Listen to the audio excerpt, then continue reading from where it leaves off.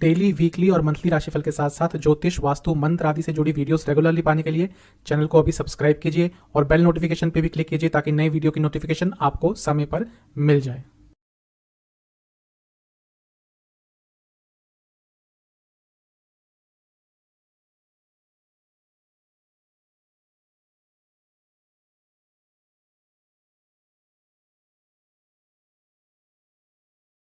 ओम गणेशाय नमः। ओम नमः शिवाय। मैं निखिल ज्योतिषाचार्य आप सभी का मेरे चैनल पर पुनः स्वागत करता हूं।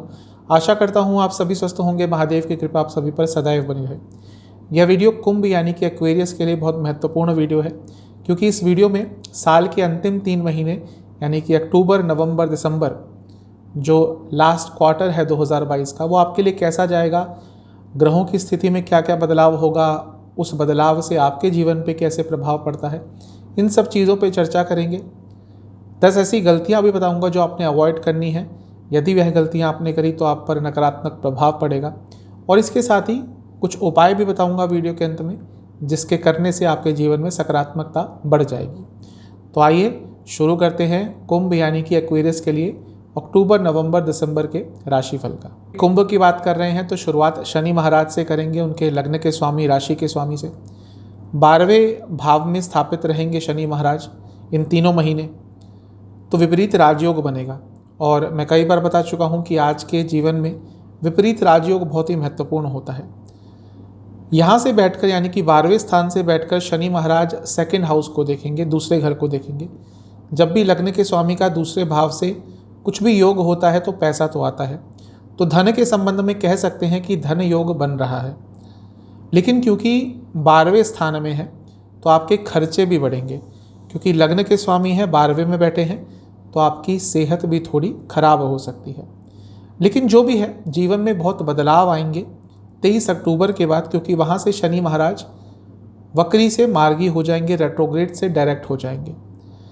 और उसके बाद जो विपरीत राजयोग है उसका भी बहुत अच्छा प्रभाव आपको मिलना स्टार्ट हो जाएगा। 7वीं दृष्टि 6ठे स्थान पर शनि महाराज की, आपको अपने दुश्मनों पर विजय प्राप्त होगी, दुश्मनों पर भारी पड़ेंगे आप। कोई भी लीगल कॉम्प्लिकेशन चल रहा था उसको दूर करने के लिए समय अच्छा है।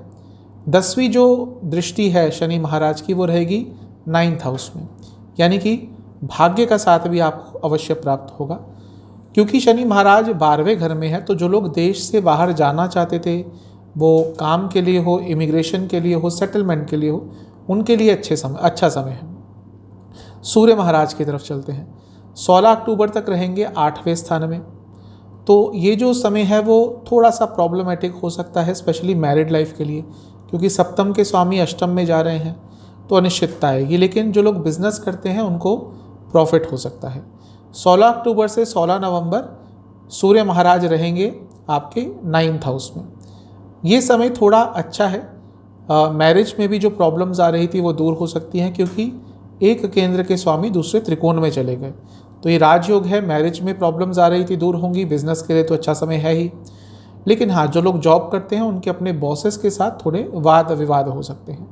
16 नवंबर से 16 दिसंबर आपके 10वें भाव में आ जाएंगे सूर्य महाराज, दिग्बली हो जाएंगे। तो करियर के लिए अच्छा समय है। राजयोग भी बनेगा, क्योंकि सप्तम के स्वामी एक और केंद्र में जा रहे हैं, तो प्रमोशन के चांसेस मिल सकते हैं। कार्य क्षेत्र में पूरी अथॉरिटी रहेगी। 17 दिसंबर से साल के अंतिम समय तक सूर्य महाराज रहेंगे लाभ स्थान में 11वें भाव में। ये अच्छा समय है। गवर्नमेंट से लाभ प्राप्त हो सकता है। गवर्नमेंट से कुछ कार्य अटक रहे थे वो पूरे हो सकते हैं। जो लोग गवर्नमेंट जॉब करते हैं बहुत अच्छा समय रहेगा। मंगल की तरफ चलते हैं। मंगल ज़्यादातर समय आपके लिए रहेंगे आपके 4थे भाव में। कुछ समय के लिए वो पंचम में चले जाएंगे, लेकिन ज़्यादातर समय 4थे भाव में ही गुजारेंगे। 16 अक्टूबर तक तो 4थे स्थान में रहेंगे। तो ये प्रॉपर्टी का योग बन रहा है, क्योंकि मंगल प्रॉपर्टी के कारक है। 4थे भाव में जब बैठते हैं तो प्रॉपर्टी के योग बनते हैं। प्रमोशन भी हो सकती है, क्योंकि यहाँ बैठकर 10वें स्थान पर दृष्टि डालेंगे, जो कि मंगल का अपना ही घर है। मैं कई बार बता चुका हूँ ये रूल कि जब भी कोई भावाधिपति भाव को देखता है तो प्रमोशन होता है। 16 अक्टूबर से 13 नवंबर पंचम स्थान में आ जाएंगे। तो ये राजयोग बन ही रहा है, क्योंकि एक केंद्र के स्वामी एक त्रिकोण में है, यानी कि 10th हाउस के स्वामी, 10वें भाव के स्वामी पंचम में है। क्रिएटिव रहेंगे, शेयर मार्केट से लाभ मिल सकता है। 13 नवंबर को मंगल वक्री होते हुए वापस पतित हो जाएंगे, यानी कि वापस आ जाएंगे वृषभ में, आपके लग्न से चौथे घर में। क्योंकि वक्री हैं और पतित हैं तो घर में थोड़ी प्रॉब्लम हो सकती है, वाद विवाद हो सकता है। अगर आपका घर कंस्ट्रक्ट हो रहा है, इस समय आपकी कोई प्रॉपर्टी पे कंस्ट्रक्शन चल रही है, तो थोड़ी प्रॉब्लम आ सकती है, कार्य अटक सकते हैं, खर्चे बढ़ सकते हैं। एक्सीडेंट का योग भी है ये, इसलिए वाहन बहुत आराम से चलाएं। घर में भी अचानक से किसी की तबीयत खराब हो सकती है, क्योंकि चौथे में पतित होकर आ रहे हैं। ये एक विष्णु स्थान कहते हैं इसको, आपके जीवन के पिलर होते हैं, केंद्र। तो यहाँ पर जब ऐसा कुछ होता है तो प्रॉब्लम्स आती है। बुध महाराज पे चलते हैं, मकरी पे। 26 अक्टूबर तक अष्टम में रहेंगे। अष्टम में बुध अच्छे ही प्रभाव देते हैं, और क्योंकि विपरीत राजयोग भी बना रहे हैं तो आपके लिए तो अच्छे प्रभाव अवश्य होंगे। अचानक से धन आ सकता है शेयर मार्केट में, लेकिन ज़्यादा इन्वेस्ट आप मत करें। बाकी चीज़ों से धन आएगा, लेकिन शेयर मार्केट में आपको थोड़ा बहुत नुकसान हो सकता है। बड़ा इन्वेस्ट ना करें, अचानक से इन्वेस्ट ना करें, क्योंकि साइमल्टेनियसली मंगल भी आएंगे आपके पंचम में, तो वहाँ से स्पेकुलेशन में फ़ायदा हो सकता है। लेकिन बड़ा अमाउंट 26 अक्टूबर तक ना इन्वेस्ट करें। 26 अक्टूबर से 3 दिसंबर लिब्रा में आ जाएंगे, यानी कि तुला में, आपके लग्न से 9th हाउस में। पंचम के स्वामी हैं और 9th में जा रहे हैं, जो कि एक और त्रिकोण है, तो ये भी एक राजयोग बनता है। हाँ, लेकिन आपके पिताजी की सेहत के लिए समय अच्छा नहीं होगा।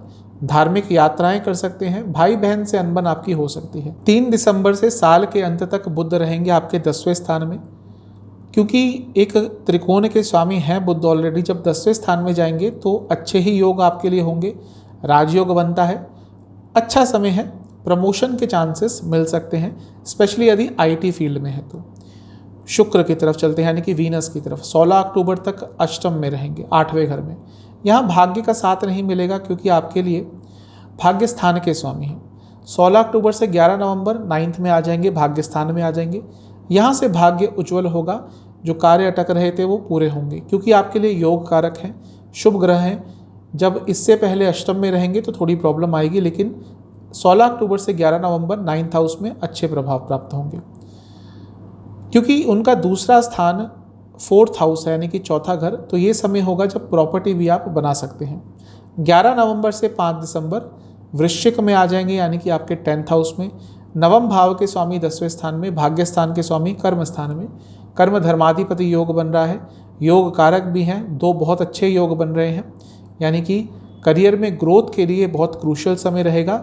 इस समय में खाली नहीं बैठना, समय को ज़ाया नहीं करना। 5 दिसंबर से आपके 11वें स्थान में आ जाएंगे, यानी कि लाभ स्थान में, और साल के अंत तक वहीं पर रहेंगे। योग कारक हैं, लाभ स्थान में आपको लाभ ही देंगे, और क्या देंगे।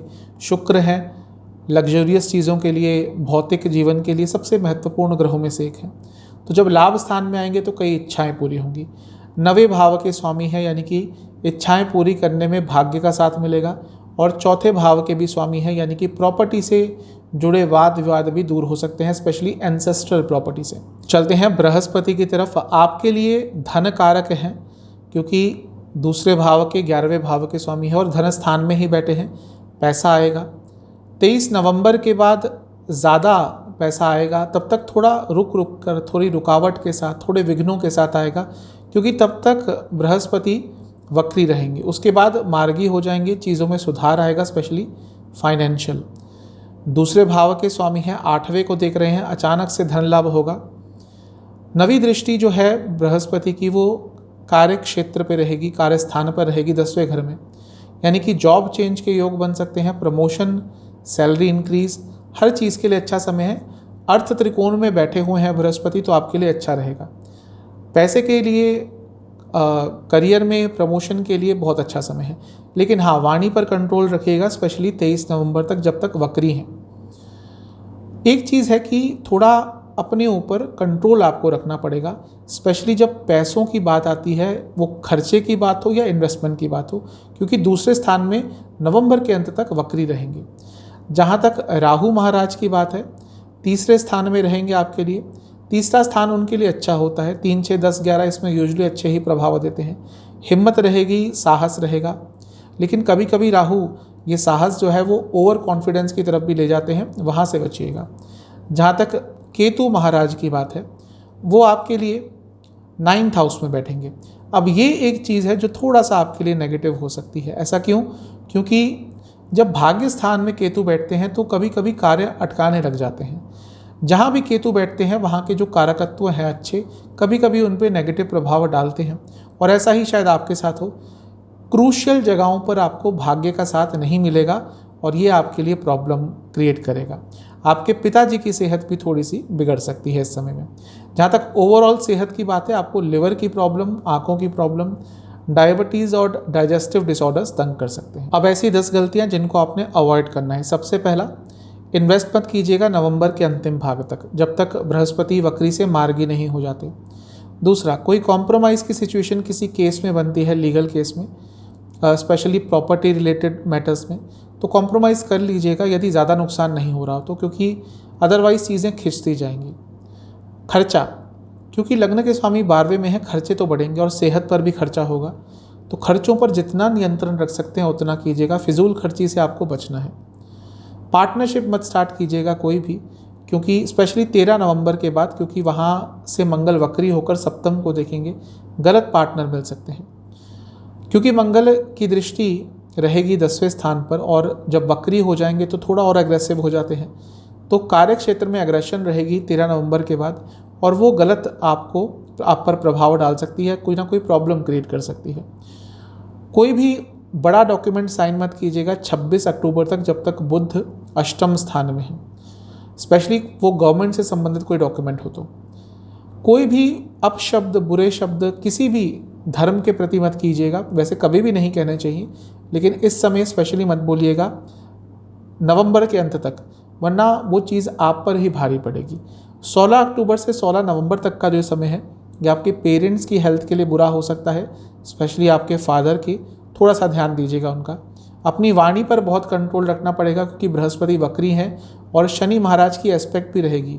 तो नवंबर के अंत तक वाणी से शत्रु बढ़ेंगे, कंट्रोल कीजिएगा।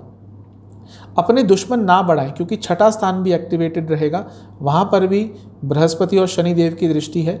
आप अपने दुश्मनों पर भारी तो पड़ेंगे, लेकिन दुश्मनों की संख्या भी बढ़ती रहेगी, जिसको आपने नियंत्रित रखना है। तो इन 10 चीज़ों का ध्यान रखिएगा। अब उपाय की तरफ चलते हैं। अक्टूबर से पहले किसी भी शनिवार को या अक्टूबर के शुरुआती भाग में किसी भी भैरव मंदिर में जाकर कच्चा दूध और जटा वाला नारियल ये आपको अर्पण करके आना है और वहाँ बैठकर ओम काल भैरवाय नमः इस मंत्र का 108 बार जाप करना है। ये उपाय कर लीजिएगा, आपके लिए जो 3 महीने हैं ये बहुत अच्छे अवश्य जाएंगे। आशा करता हूँ ये वीडियो आपके काम आएगी। चैनल पर नए हैं, सब्सक्राइब कीजिए, वीडियो को लाइक कीजिए। अगली वीडियो में मिलता हूँ आपसे, तब तक के लिए ओम नमः शिवाय।